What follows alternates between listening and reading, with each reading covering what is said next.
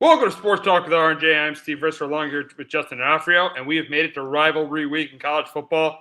And when you talk about rivalry week, we got to talk about the biggest rivalry in college football, and that is Ohio State and Michigan. Ohio State, they come into the game undefeated. Michigan, they've won 4 straight against Ohio State. No one thought they'd win last year, and they did, even though Ohio State ended up winning the national title. So Ohio State has won 4 straight against Michigan. But no, my bad. Before we get into rivalry week, I forgot. We got to get into the rankings first. We got to get into the rankings before we get into rivalry week. We'll get into rivalry week a little bit right after that. We'll get into the rankings. And Justin, I got to start with you. What were your takeaways from the 4th installment of the college football playoff rankings? Yeah, not much changed last night.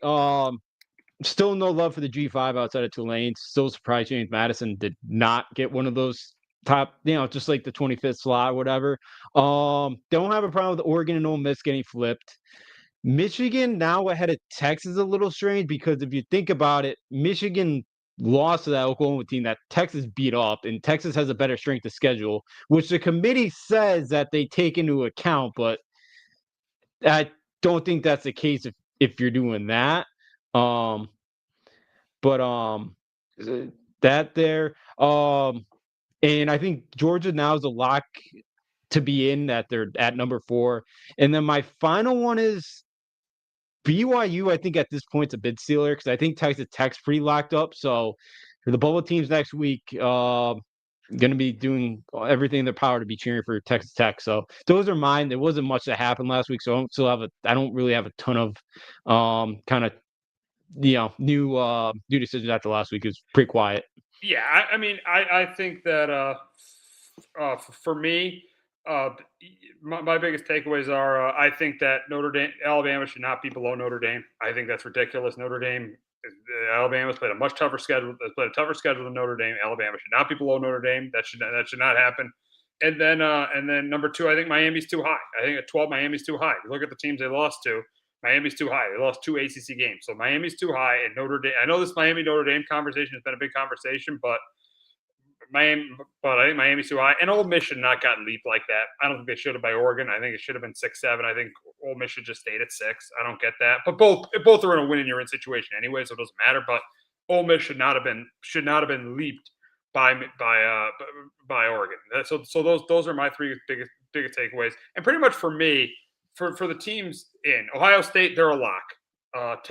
Indiana for me, they're a lock. Texas A&M, they're a lock, and Georgia's a lock. So to me, there's 4 locks. So going into this weekend, there's 4 locks. Those top 4 are locks to me. And then 4 teams can win and they're in. Texas Tech, because I don't think Texas Tech is completely in. So it's because they get upset to West Virginia. I think they're out of the field if they get upset to West Virginia. Oh yeah, they would. They would. So for me, there's 4 win and you're in. Texas Tech, win and you're in. Oregon, win and you're in. Ole Miss, win and you're in. And then Oklahoma, win and you're in. So there's 4 locks and 4 win and you're in. Because Notre Dame isn't a win and you're in because you said earlier with BYU being a bid stealer. That was a good point there. BYU could be a bid stealer, and the bid they could steal is Notre Dame's. Yeah, they could. BYU could steal one of those spots in a couple weeks in this conference championship week. So yeah, it's very possible. Notre Dame, Bama, yeah, like Alabama has played a bit better. Has played a better schedule, but like I know that Pittsburgh was ranked at the time they blew out. The thing is, I think Notre Dame's playing better football at this point than Bama is. That's the thing, because Bama did not play well against Oklahoma. They really didn't play that well against LSU. And then, they just blew out a bad Eastern Illinois team. So I think that's why. It's just because right now Notre Dame's playing better football. I know that's more of a topic you talk about in March than maybe for this, but I think that's why. It's just the way Notre Dame's been playing down the stretch here. Yeah, Notre Dame's playing really well, but I know Notre Dame's playing well, but who have they really played? That's the thing. Who have they really played? I mean, they was ranked. I get Pitt was ranked, but as Pat Narduzzi admitted, he didn't take the game as seriously as he should have taken that game. I'm saying, look at all right. After Texas A&M, this is Notre Dame's wins: Purdue, Arkansas, Boise State, NC State. Yes, all right. I'll give them USC, but USC's not going to be a playoff team. I'll give them USC, BC, and they only won that game 25-10. Navy, all right, they're good, but they're in the American. Pitt, they haven't beaten anyone that good. They should not be. There is no way they should be ahead of Alabama. To me, that makes no sense at all. And I get your point. Yeah, like Bama strength of schedule has been tougher than Notre Dame's has. So yeah, the only defense I could come to for the committee is that Notre Dame is just playing better football than Bama is, because yeah, Bama hasn't looked great the last couple weeks. I know they had that 4-game stretch where they beat all top 25 teams, and they but they weren't blowing anybody out there. Besides like the Vandy game, that was a couple scores. Even Tennessee, they pretty much cruised. You didn't really feel that they were like that. Kind of feared maybe have a letdown against South Carolina. They did hold on to win that football game, so that's the only thing I can come to. I get it. Like Alabama should be kind of flip flop between them and Notre Dame, but I just the only thing I could think of is just because of the way Notre Dame's playing, and they're peaking at the right time. And the committee chairman said it last week. I've heard him mention it. Miami game didn't. Think it wasn't as important as a loss to Miami than it is for like Miami for the SMU. So like the committee was even like their two toughest games they're kind of throwing out, it sounded like. So which is weird but Oregon's still getting credit for Penn State, but I don't know. Like they're all over the place. They're all over the place. That's why Notre Dame's 2 losses to A&M and Miami should matter. It should matter, and that's why I don't think they should definitely. I don't know. I'm not saying they should be out of the playoff, but they should be definitely behind. And I'm not even saying they should be behind Miami. I think they're right now a better team than Miami. But they should definitely, if you see the eye test, what team is better, Alabama or Notre Dame? Right now, Notre Dame. Oh, whoa! You think Notre Dame's a better team than Alabama? I think Notre Dame's better. No, I think they're a better team right now. Wow. I'm very high on Notre Dame. I think Notre Dame could run the table and beat Ohio State in the national championship game. Oh, wow! You like Notre Dame that much? Oh yeah, I love the way they're playing right now. I think the defense has come together. I think CJ Card's one of the best quarterbacks in the country. I love that Notre Dame team. Wow! You're a Notre Dame. Wow! I just don't think they've proven it to me. But we said the same thing last year, and they got to the national championship game. Yeah. Again, they've gotten better. Like they did have a freshman quarterback on the road there week 1, and they almost beat down there Miami. The A&M one's excusable. The defense was atrocious. I was never a big Chris Ash guy, their new DC. I think he's done a really good job since that second half of that Purdue game, because they gave up that first half Purdue. I think they gave up 20, or they gave up 23 that first half against Purdue. And ever since then, their defense has really turned it on and played a lot better. So for me, I think Notre Dame right now, I'd take Notre Dame over Bama. I think I saw it be like a pick 'em. I'd love Notre Dame in that spot. I'd be all over the Irish if that was a matchup today. Wow, be all over the Irish. Wow, that's surprising there. I definitely think Alabama. I think Alabama is, because I just look at who Alabama plays. They play they play an SEC schedule. I know they lost to Oklahoma, but Oklahoma went into Tennessee and won. I mean, if you look at Alabama went into Athens on a Saturday night and won. You think Notre Dame going to Athens on a Saturday night and win? Is Notre Dame going to Athens? This team right now, they could. I could see it. Really? I know. All right, now they beat them in the playoffs last year, but Carson Beck got hurt and Stockton had to come in. Yeah, he did. Yeah, and but I really, if you putting this Notre Dame team on the field, I think Jeremiah Love's the best player in the country, or right there, really, like Jeremiah Smith. I think Love should probably win the Heisman. Really? Wow. You compare his numbers to like what the year Mark Ingram had, they're pretty similar. But that's where I'm at. So I'm all over. So like you can give me a lot of situations with Notre Dame. I'm probably picking Notre Dame at this point. If they rematch A&M right now, I'd take Notre Dame. I wouldn't even really think about it. Wow. You put them on a neutral? You take Notre Dame. Yeah. Wow. You're very high on Notre Dame. Yeah. I think the only team I wouldn't take over Notre Dame right now is Ohio State. It's the only one. Wow. Yeah. So, really, wow. So you're thinking it could be a rematch? I think it's very possible it could be a rematch. Wow. Yeah, Marcus Freeman's a good coach. I'll give him that. Freeman's a really good coach. He figures it out. They always start slow, but he does figure it out. I'll give him that. They definitely figure it out. So, yeah, it should be interesting. With see what ends up happening with these rankings. We've got 2 more left next week on Tuesday, and then obviously Sunday, the big day on Sunday where the final rankings come out. But we got to get to rivalry week, and when we get to rivalry week, you got to start with this game, the big game in Ann Arbor between Michigan and Ohio State. And Michigan, they do still have a chance. They're ranked number 15. They got a chance. If they win this game, they have a chance to make the CFP. But I mean, in this game, I just think Ohio State's defense has been great all year. And I think they continue to be great, especially without Haynes. I think Haynes is going to be a loss. I think Underwood's going to struggle to throw a couple picks. And I think Julian Sain's going to throw a couple touchdown passes. He's going to play Bryce Underwood. It's going to be close and competitive until I think maybe the beginning of the fourth. Then Ohio State's going to pull away.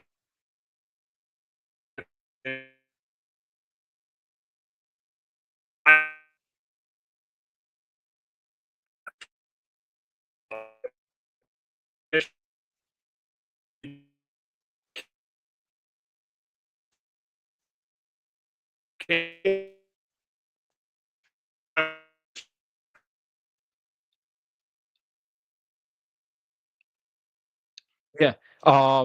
In this one, I like the Buckeyes as well here. I am 24-13. Look, I know last year Michigan didn't have a quarterback there. They could not throw a forward pass. I get everything that happened last year, but I think winning that national championship has taken some heat off of Ryan Day now. And I think my greatest advice to him right now is just to beat the brakes off of him this week and just get that monkey off your back forever. That you can finally beat those guys, that you can go to Ann Arbor and go get a win against them. If I'm Ryan Day too, I take the ball. If you win the coin toss, go script a 10 play drive and throw the ball like 8 times. Just give the ball, because I think Jeremiah Smith's going to give it a go. I think Cardell Tate's going to give it a go as well. Get those guys going early. Go up 7-0. Put some pressure on Michigan. Get that pressure off you. Take the pressure off those players. And that's what I would do from Ryan Day in this one. And Matt Patricia, we know he's done this too at Ohio State this year. He's done it, when he was at the Patriots for many years. He likes to disguise his blitzes. You got a freshman quarterback in Bryce Underwood. How does Underwood do against that? And also in this one, Michigan's running game, it's been pretty good all year. They should have Jordan Marshall is going to give it a go in this one. The best defense, rushing defense that Michigan's played this year was Oklahoma. They didn't really do much besides that one Justice Haynes touchdown. Now you're going to Ohio State that's been unbelievable defensively. I think it could be a really long day for Michigan. March, their wide receivers come in the last couple weeks.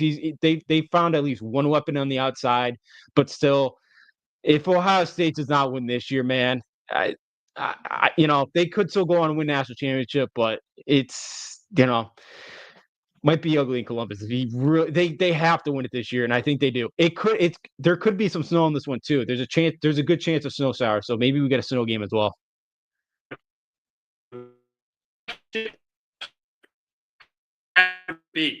I think for Ryan Day. How bad would it cut out? Yeah, I cut out for a second. How bad would it be for Ryan Day if he loses 5 straight to Michigan? It'd be pretty bad. The thing is, I'd still probably have him favored to win the national championship. So, that's the thing about this 12-team playoff. It kind of makes this game not as significant as it used to be. Yeah, because last year they would have been eliminated with the 14 playoff. Yeah, they would have been done. And Ryan Day probably not the head coach at Ohio State. Yeah, he's probably somewhere else. Yeah. So I think this game still matters. I get the 12-team playoff. I think he's more teams alive at this point. But yeah, in Ohio State, Ohio State may be in it every year, but look at the baseball playoffs. The Dodgers are in every year. The Yankees are in it every year. So I kind of compare it to that. So yeah, but so maybe this game isn't as meaningful as it once was. But still, it could be a lot different if Ryan Day lost the game. So it is a big one for him. I hope he gets that monkey off his back and they pummel Michigan this week and they kind of shut up everybody about that. So I'm hoping, but we'll see, because Ohio State last year showed more fight after the game when Michigan planted the flag on the field. They showed more fight than the entire game. Yeah, and that fight carried them to winning a national title. Yeah, I remember that. Yeah, they planted the flag on the field and they started a brawl between the two teams. Yeah, but yeah. They did. You're right about that. But here's on Michigan's end of this, on Michigan's side, would a Michigan upset win help them get an at-large bid into the field, into the field? Because they can still get to the Big Ten championship game if they win. They're going to need help, but they can still get to the Big Ten championship game. But would a win help them? Would they be able to? Would a win make them leap over a Utah or a Miami or a BYU and get into the field? I think it's possible. I really think it would. That would be their best win. To be the best win for any team this year. Vandy could very lose to Tennessee this week. Utah could lose to Kansas the way they played last week. Miami, I think, is gonna lose to Pittsburgh because it's Miami going to Pittsburgh in November. BYU could lose to Texas Tech again. So yeah, I think Michigan's still alive in this thing because even if Texas beats A&M, I don't think they have a much of a shot because they had 3 losses. They just got blown out to Georgia. So yeah, I think it's still possible for Michigan because I think some things could break their way if they were to win this game and get into this thing. So I absolutely, I think Michigan would have a say in it. Yeah, I think the committee definitely could react to this one. I think the committee could definitely react. Say Michigan pulls the upset against Ohio State, they definitely can, but I just don't think it's going to happen, especially with their starting running back. That's a big loss for Michigan there. How big of a loss is Haynes? I think it's a huge loss. Yeah, it's a huge loss. But Marshall's really stepped up. I know he missed last week because of an injury, but Marshall's been good as well. So that's the thing is that's why you love to have kind of a couple backs in your stable. But yeah, Haynes has been unbelievable. It's but it is a big loss. But Marshall's been able to kind of fill that void for most of the year, and you hope he can kind of carry this load again. He's last 2 games, he made 142 against Northwestern, had 185 against Purdue. He's averaging over 6 yards a carry, so he's been really good as well. So it is a big loss, but Marshall's really stepped up, and it's been big for him. Yeah, we'll see. We'll see. It should be a very interesting game between Ohio State and Michigan as they renew their rivalry Saturday afternoon at noon. We move on though to the Egg Bowl between Ole Miss and Mississippi State, and the biggest story in this game is not. I mean, yes, the game's a big story because Ole Miss needs it to clinch a spot, but really the big story is their head coach and what the future of their head coach after this game. But we'll start with the game. I think Ole Miss wins this by double digits. I think they score on Mississippi State's defense. I think Trinidad Chambers has a good game. I got Ole Miss to win this one 31-20 and clinching a spot in the college football playoff. Justin, can Mississippi State ruin that on Friday afternoon? Yeah, give me the Bulldogs 35-31. Wow.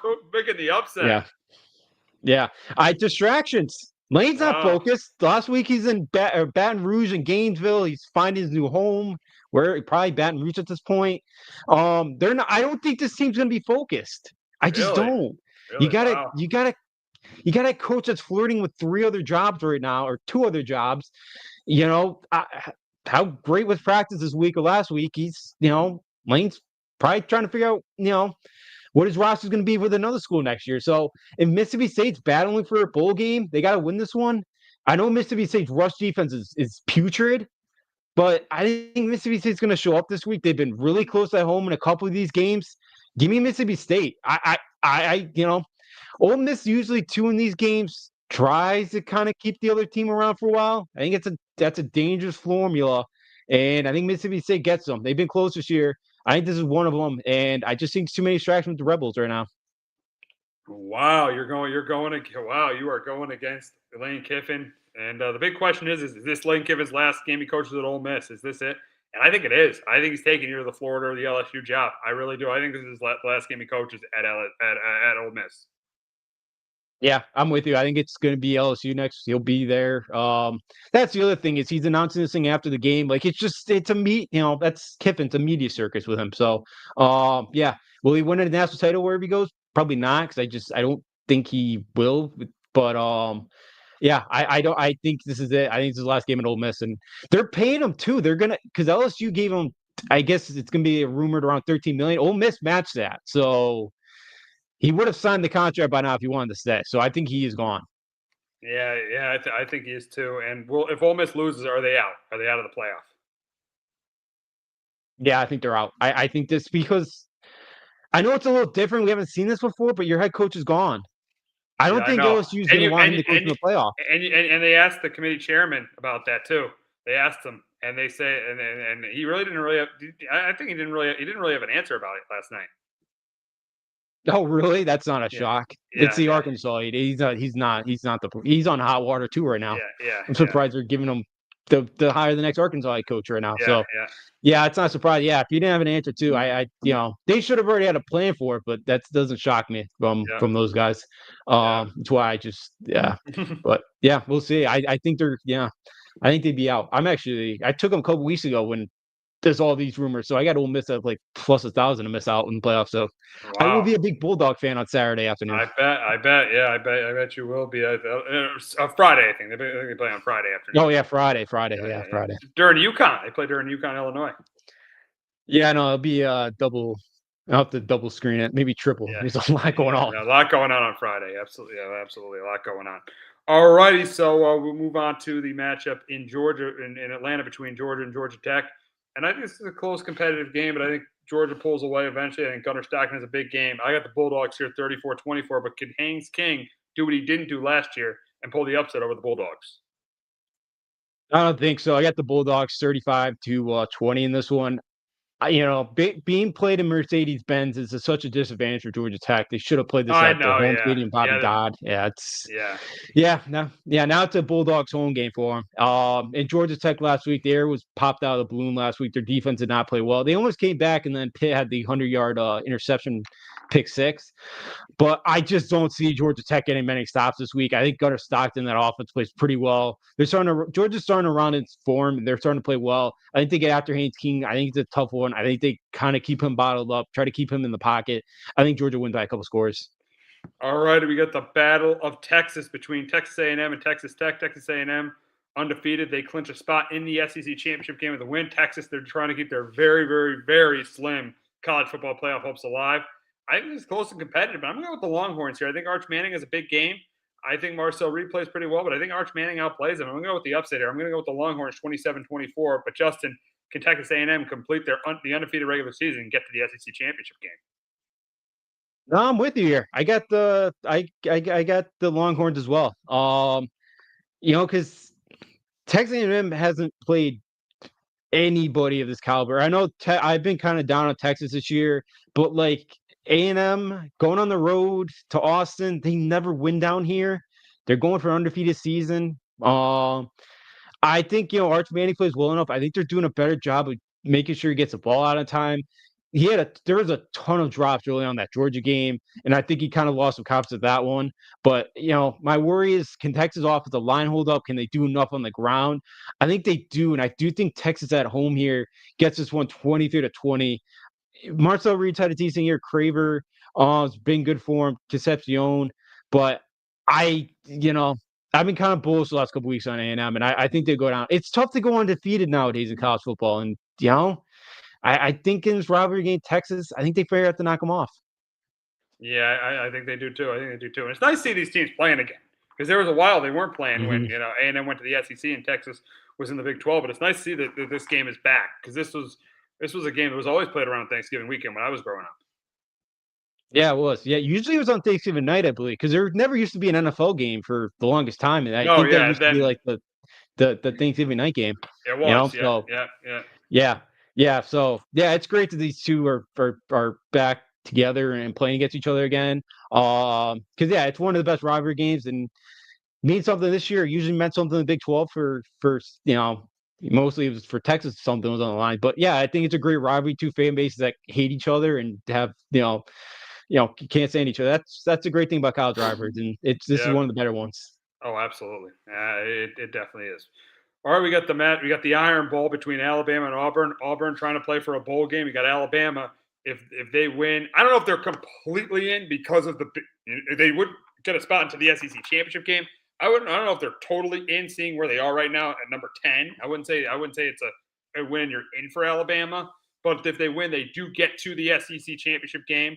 They got Auburn. I think this is like it always. The thing about this rivalry is when it's in Tuscaloosa, Bama always wins pretty big, pretty convincingly. Mm-hmm. But when it's at Jordan Hare, it seems like it's always a competitive game. Because I remember there was a game in like 2021 that Bama stole against Auburn, and then it was like 4th and 20. I think the one, right? I think so. Yeah, I think so. Yeah, and then both those things, I think, to get Bama to the college football playoff. So I think this game again, it's close and competitive, but I'm gonna go.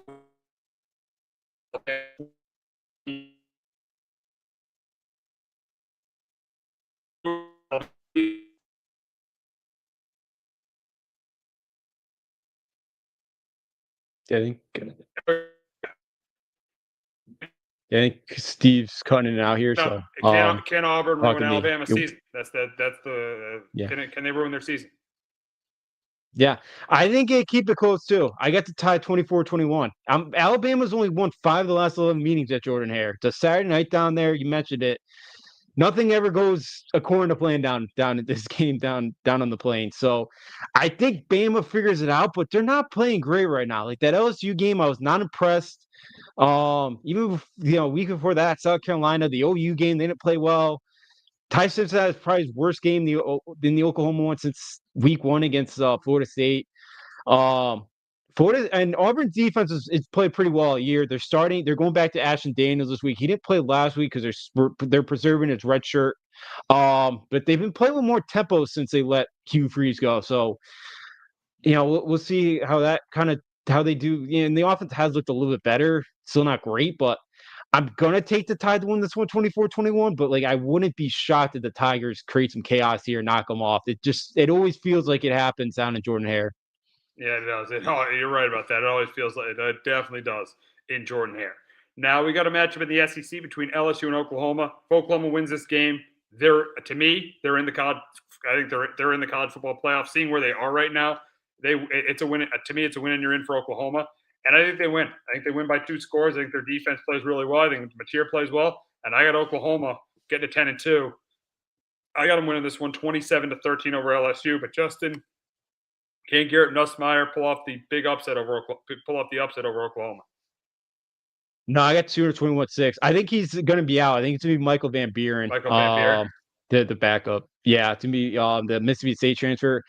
I'd be surprised if LSU scores in more than like 14 points in this one.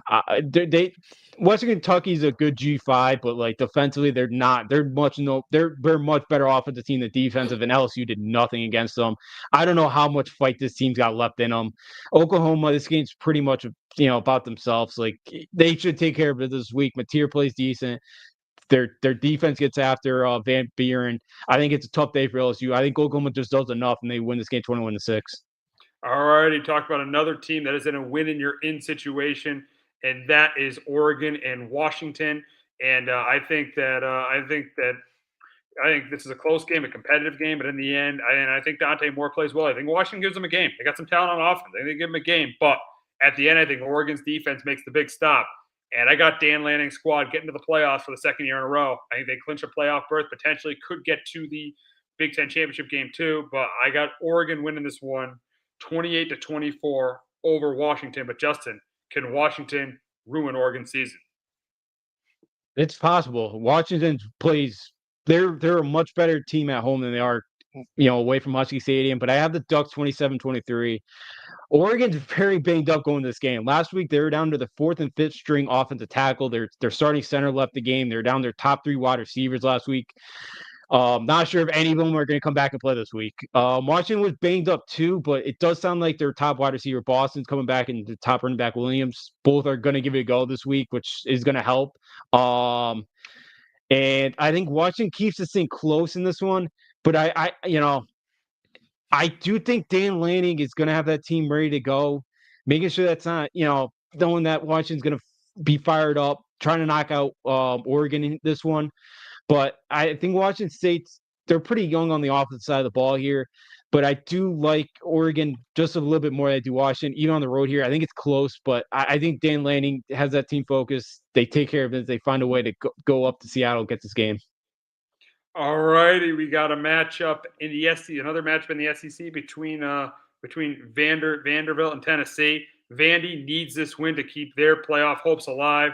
And it's a rivalry game at Tennessee. I think it's close and competitive, but I'm going to take Diego Pavia here. I'm going to go Diego Pavia to pull the upset in Knoxville. I got Diego Pavia winning this one 27-24 over the Vols. But Justin, can the Vols end Vandy's playoff hopes?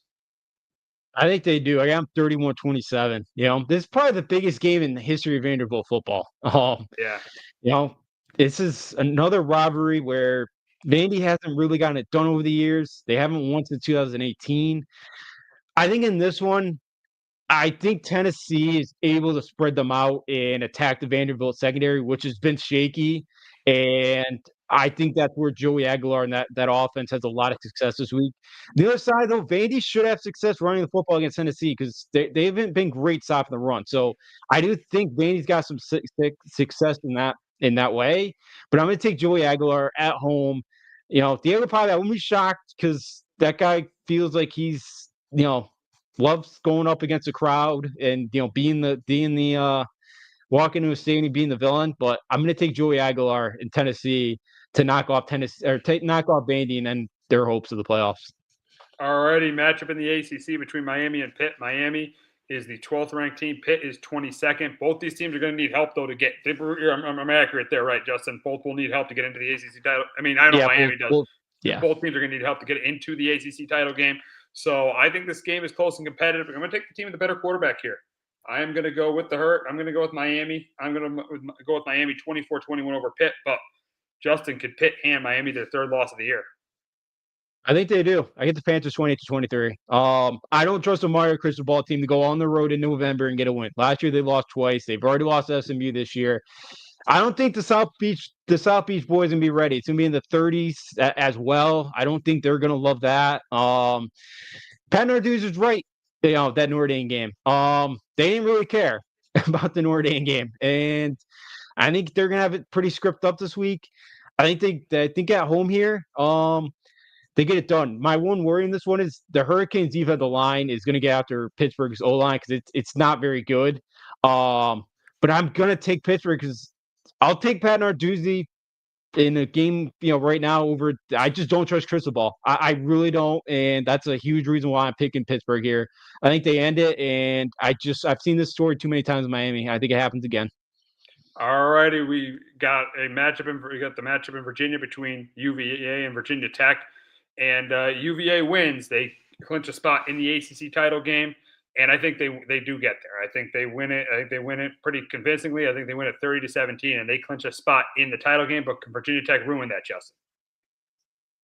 Well, they've had a ton of success in the 21st century. They've won. Virginia's only won twice. So Virginia Tech's own them. This is the year for Virginia to get it done. I think the 2 years were 2003 and 2019. But Virginia did lose their best defender, linebacker Cam Robinson. That's gonna hurt. But Virginia Tech's offense really hasn't done anything all year. I don't think they have a ton of success in this one. I think Virginia gets it done, 27-20.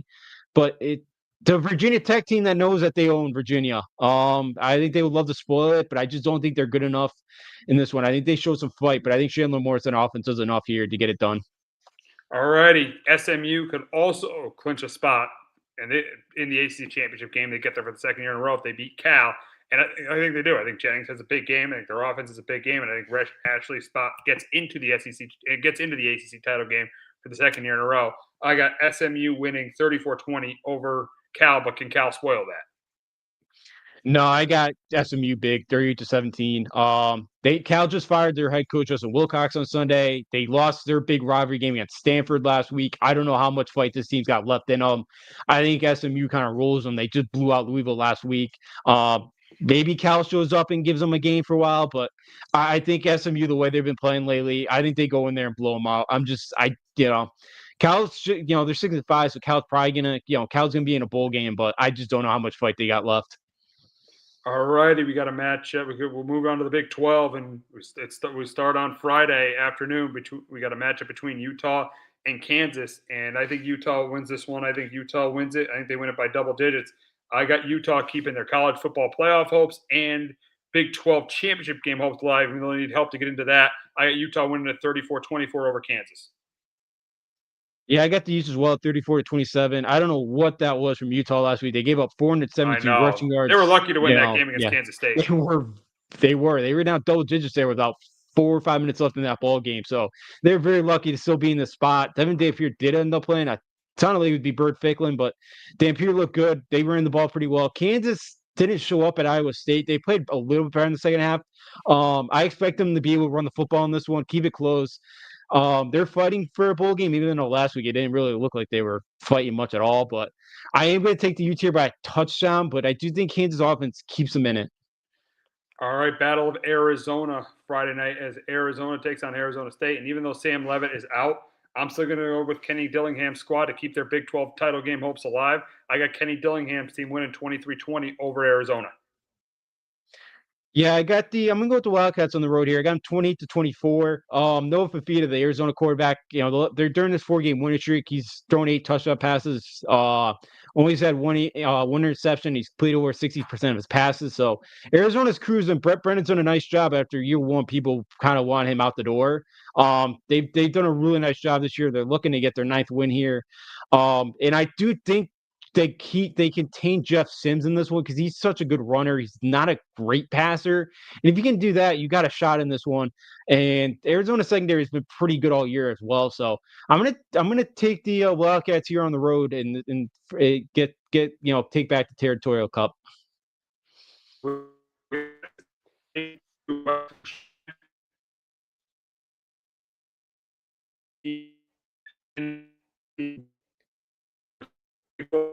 I think yeah, I think we lost Steve here for a moment. Oh, you're back. I'm back.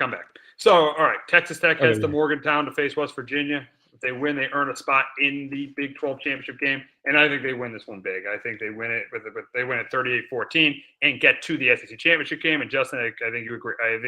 I'm assuming you got the same. Yeah, I got the Red Raiders as well here, 38-13. West Virginia's been banged up all year. Jacob Rodriguez is, Texas Tech linebacker has been unbelievable. I think he's forced like 8 or 9 fumbles on the year. He's done a great job getting to the passer. That Texas Tech defensive line's gonna get after West Virginia, and I think Texas Tech takes care of business. I think they blow them out. They've kept the foot on the gas the last couple of weeks, and I think they continue. And I think they put up some style points if they can this week. I think they win this thing big, 30-13.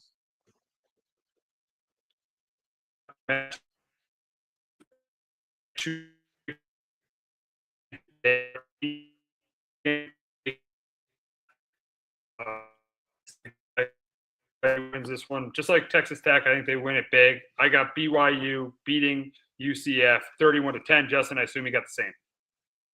Yeah, same score as you here. Gonna be 40 degrees in Provo, a little bit early kick. I don't know how the Orlando boys are gonna like that. And UCF has not done well on the road all year. They're only scoring 10 points a game away from home this year. And I think BYU takes care of business. I think they force a couple turnovers. I think Barrett Brockmeyer plays well. I think that rushing attack gets going here. The UCF defense hasn't been horrible. But I think in this one they got a tough time. BYU takes care of business. All right, we got the Battle of Indiana. If Indiana wins, they clinch a spot in the Friday night. If Indiana wins, they clinch a spot in the Big Ten championship game. And I got a blowout here. I got 45-10 Indiana over Purdue. Justin, I assume you got the same. Yeah, I got 41-10. Battle for the old Oaken bucket here. Purdue thinks going to try to show some fight in this one, but I think Mendoza's going to light them up. And again, they're probably going to try to get some style points for him to try to keep that Heisman campaign going. So I think Indiana blows them out. I expect their foot to stay on the gas. Barry Odom's got a long rebuild ahead of them in Purdue, but I think they're better than they were last year. I do think he's going to get it turned around, but I think they get blown out this week. I think Indiana does whatever they want, and been a long night for Purdue. Notre Dame heads to Stanford on Saturday night, and I think just like Indiana Purdue, I think this one's going to be a blowout. I think Jeremiah Love is a huge day on the ground. I got Notre Dame here 45-13. Justin, I assume you got the same. Yeah, I got 41-17 Irish. Notre Dame 10:30 kick is I don't remember the last time they played a late game like this. And Stanford, they win, they beat they get the axe back last week. 13-2, how much fight they got left? Wrights, I don't think he's gonna get the head coaching job. Moore was actually rumored to get that one for, I know we're talking about that for the just before he landed one today. But I like CJ Carr in this one. I think he plays well. That defense has been unbelievable of late. I think Notre Dame cruises, and Jeremiah Love, I think, he runs for like over 175 again with like 3 touchdowns. I think they blow out Notre Dame. Little worried about the body clock of how late the kick time is, but I don't think that's be much of an issue. But it guess they certainly could. But I like the way the Ash are playing. I don't think Stanford has much of a chance. Yeah, we'll see. We'll see what happens there between Notre Dame and Stanford. Now we got some coaching news, especially locally, as Jim Moore will be leaving UConn and going to Colorado State. And the big question for UConn is who's the favorite to take over? Who's the favorite? Because Jim Moore's done a great job. He's done a great job. They had a winning season. They got to a bowl game in 22 when the program was a joke. Got into a bowl game. Yeah, rough year in 23, but then they bounced back last year, won the Fenway Bowl. and then this year they're 9-3. So who is the favorite to take over as the next UConn football coach? For me, I'm going down the road to New Haven and going to get Tony or Parker Romo, Reno, the Yale head coach. I think he's won 4 Ivy League titles. They're about to play their first playoff game in school because the Ivy just finally allowed their teams to play in the FCS playoffs. I think he's done an unbelievable job down there in Yale and building that program back up. He's been there since 2012, and could be a package deal because his kid's a starting quarterback there. Dante Reno, and he's been really really good. So I think it's him. The two others that I have in mind are Ryan Carty at Delaware. But he went to Delaware, so he might like it down. He might want to stay there. And then my third guy would be like Jim Fleming, the Rhode Island head coach. He's built up that program back to back years. They finished in the top 10, with the top 10 seed in the FCS playoffs. So I think it's Reno, but I wouldn't be shocked. But the other two guys, yeah, Carty and Jim Fleming. Yeah, we'll see what ends up happening. We'll see. But here's another thing. Do you think they could elevate somebody from the staff? The OC Gordon Samias, I know he's very highly touted up, and he's been there all 4 years. So I know he's an intern right now. I wouldn't be shocked if he interviews well. And they give it to him. I've been a little surprised if he kept him. So that's the one guy on the staff I could see get the job. Yeah. Oh, yeah. So it'll be interesting to see what happens. Be interesting. So we'll wrap up talking about some UConn basketball. Big week for them. They got Illinois and Kansas their next 2 games, and we'll start with Illinois. What's the biggest key for them to beating Illinois? For me, well, one is health, and they get Mullins and Reed back on the floor because that is going to be huge. Because one, because you can go a couple of different ways for the biggest key points, but for me, it's a 3-point shooting. Mullins could help you with that because he's coming in, kid from Indiana that could really fill up the scoreboard. Because Solo Ball hasn't shot the ball well at all this year. He's about 23%. I don't think he's forgotten how to shoot the basketball. So be nice to get Mullins back, and they got to be able to hit 3-pointers because on the other side, Illinois got a bunch of shooters like the head guy of it's Stojakovic, and just like his father, dude does not miss. And they have a bunch of Illinois got a bunch of Eastern Europeans who could just shoot the basketball. So you're gonna have to match Illinois in this one. You're gonna have to be able to shoot the basketball. So the 3-point shooting is big for me in this one Friday. And we'll move on to the Kansas game. What's their big? And is Peterson going to play that game? I'm not sure. Yeah, I'm not sure. What's the biggest key to them beating Kansas? For beating Kansas, it's gonna be, it's gonna be yet again kind of the shooting the basketball wise, and just because that in the matchup between Buganda, who's more of the 4 this year, but really good score inside. He's gonna be a tough matchup. But again, if Peterson's not playing, we kind of talked Kansas last week. They're not a great perimeter shooting team. You could get so if UConn can kind of if they got Mullins and Ball going, Demery's got to be a little bit more confident to shoot the basketball. He's like a 38% 3-point shooter last year, so that's a big thing. Again, is the 3-point shooting's got to improve. Because there's no Peterson. Kansas isn't great, and there's a couple guys on there that you could kind of lay off a little bit towards the perimeter and try not to get beat off the drill because they are very good finishing around the rim. Yeah, so we'll see what happens with 2 key games. We'll be recapping them next week on the show, but two really, really key games with UConn. But that's going to wrap it up this week on Sports Talk with RJ. For Justin and Afrio, I'm Steve Risser. We will be back next week talking about Week 14 in the NFL season, championship week in the college football season, and recapping UConn's game in Lawrence against Kansas. Have a great Thanksgiving, everyone.